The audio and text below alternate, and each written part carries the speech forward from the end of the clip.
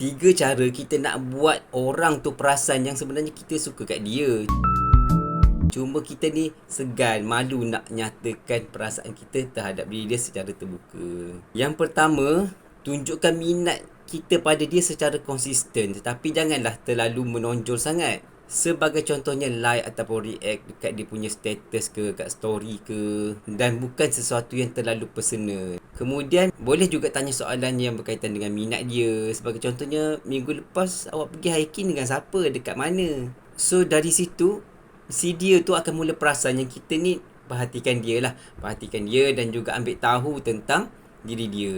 Tapi benda ni kena konsisten lah. Kalau sekali je buat memang dia tak akan notice lah.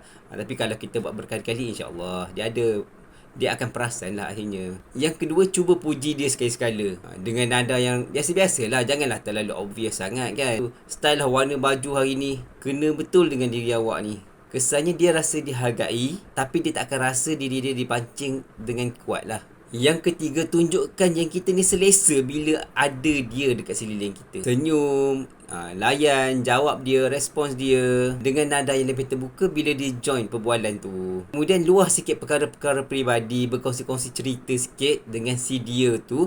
Tapi janganlah terlalu peribadi sangat kan. Kalau benda tu aib tak boleh lah. Tapi bagi dia nampak yang macam dia tu hadir dalam cerita kita. Jadi bila benda ni buat secara konsisten, dia pun akan notice lah yang kita tu selesa dengan dia.